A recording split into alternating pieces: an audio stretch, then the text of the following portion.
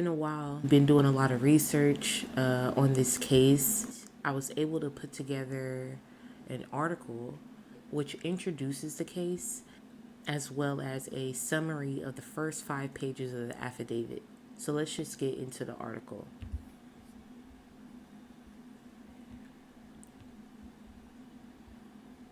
On November 13, 2022, 4 University of Idaho students were stabbed to death in an off-campus home around 4 a.m. Nearly 7 weeks after the attack, Bryan Kohberger was arrested at his parents' home in Pennsylvania on December 30th and was charged with 4 counts of first-degree murder and 1 count of felony burglary.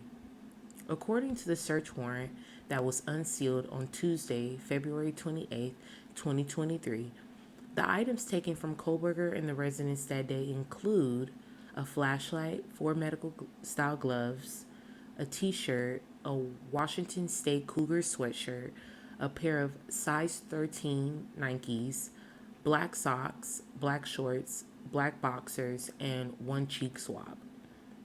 The warrant was executed at the Pennsylvania home Kohberger was visiting for the holidays around 1:30 a.m.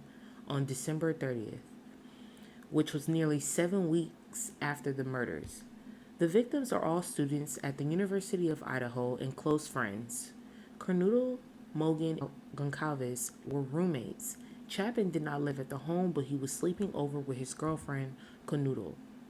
2 additional roommates were home during the attack, but they were unharmed. At the time of the murders, Kohberger was a PhD student at the Washington State University studying criminal justice and criminology.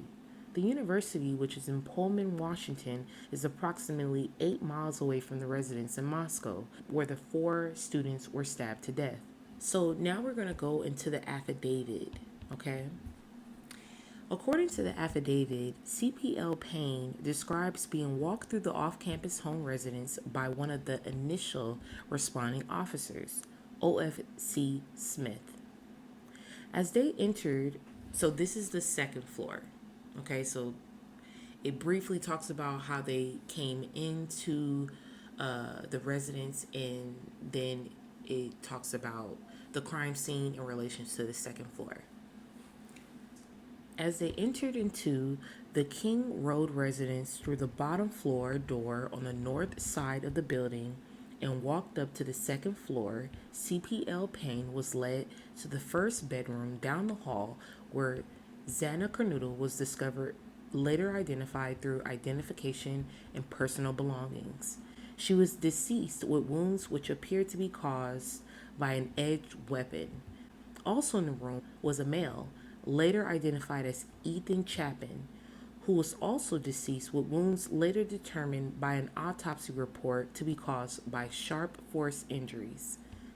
So now the affidavit leads into the third floor. CPL Payne then followed OFC Smith upstairs to the third floor of the residence, which consisted of 2 bedrooms and 1 bathroom. The bedroom on the west side of the floor was later identified to be Kaylee Goncalves by body cam footage of a dog who belongs to both Kaylee and ex-boyfriend JD. CPL Payne pointed out a small bathroom on the east side of the third floor. This bathroom shared a wall with Madison Mogan's bedroom, which was on the southeast corner of the third floor. So as I'm reading this information, perhaps the suspect used the bathrooms to lie in wait, move around, and took advantage of constant movement in the home, being it could be anyone who lives there or guests walking around. CPL Payne entered the room and discovered both Goncalves and Mogan were deceased with visible stab wounds. He also saw what appeared to be a tan leather knife sheath laying on the bed next to Mogan's right side when viewed from the door. The Idaho State Lab later located a single source of male DNA suspect profile left on the bottom snap of the knife sheath. And so, if the suspect wore gloves, possibly while committing the crime, the gloves could have rolled up, exposing the suspect's skin, which could have gotten on the bottom snap of the knife sheath. Okay, let's continue. So the affidavit goes into the surviving roommate's interview, investigation, and numerous interviews conducted by the Moscow Police Department officers, the Idaho State Police detectives, and FBI agents. The roommates that were unharmed were interviewed. One of their bedrooms was located on the east side of the first floor. According to the affidavit, page 3, both roommates provided an account of when they saw all four victims on the night of November 12, 2022.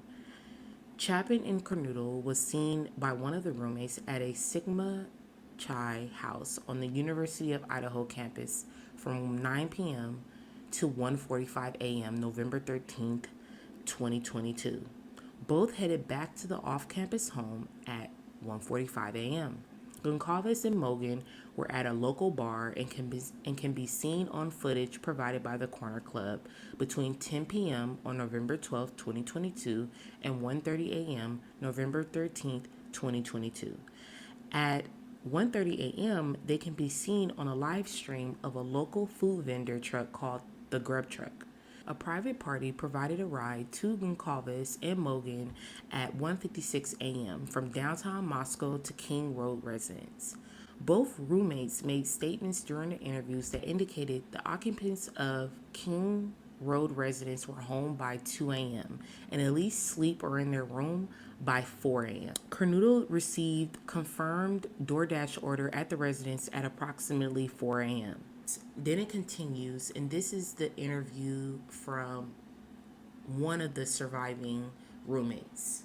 Roommate X was on the southeast side of the second floor and was awoken at 4 a.m. by what she stated sounded like Goncalves playing with her dog in one of the upstairs bedrooms located on the third floor. A short time later, roommate X stated she heard who she thought was Goncalves saying something to the effect, "There's someone here."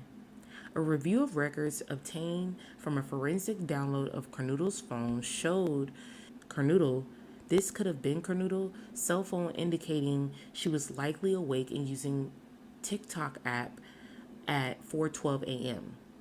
Roommate X looked out of her bedroom but did not see anything when she heard the comment about someone being in the house. She opened her door the second time when she thought she heard crying coming from Cornudo's room, and then heard a male voice say something to the effect, "I'm going to help you."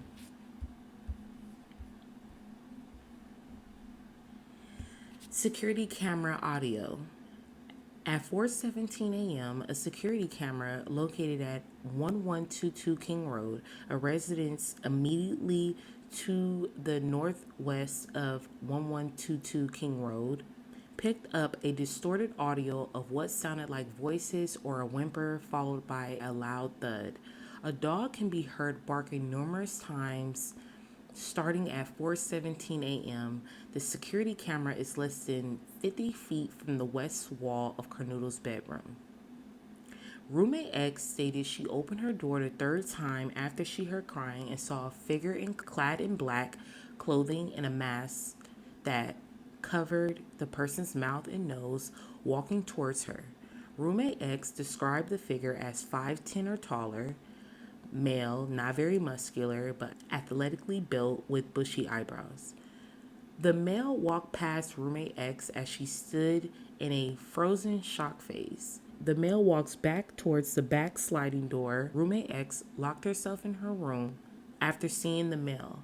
Roommate X did not state that she recognized the male. This leads investigators to believe that the murderer left the scene.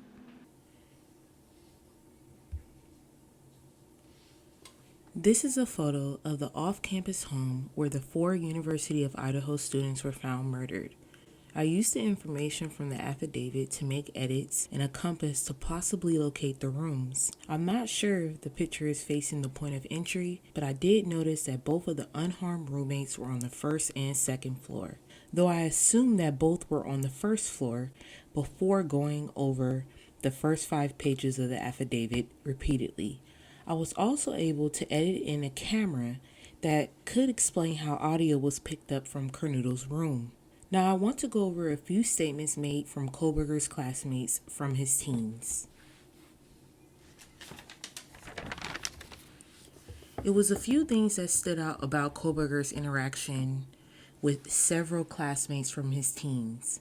According to People, for example, one high school classmate describes meeting Kohberger at a party and his brief time within her friend group. She noticed that Kohberger was different but considered who isn't as a teenage kid trying to find himself, but grew apart after Kohberger allegedly offered another friend heroin, stating, "We just realized that Kohberger was a little far gone than we expected."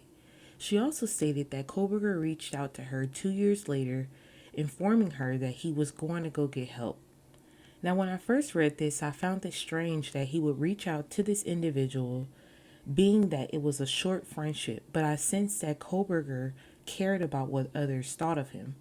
An elementary classmate described Kohberger as someone who was bullied by predominantly females because of his weight.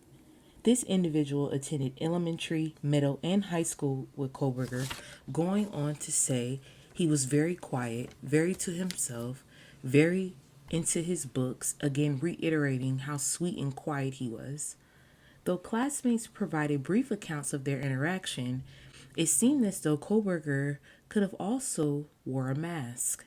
The brother of this classmate describes a different experience with Kohberger, much like the high school classmate, not being offered heroin, but a friend of hers was.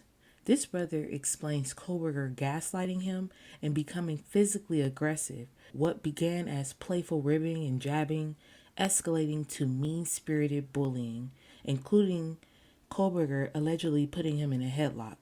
It concerned me that the brother of Kohberger's classmate described his behavior getting worse over time, shutting down when he was around Kohberger, eventually having to cut ties.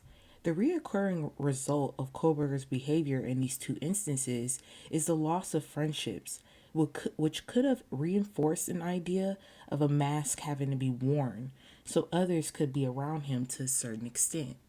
Lastly, Kohberger posted a Reddit post, now taken down, seeking detailed information from criminals on how victims are selected, to preparations made, and whether this was done in regards to a study he was conducting, and whether those answers were real or not. What if some of those answers came from real crimes committed?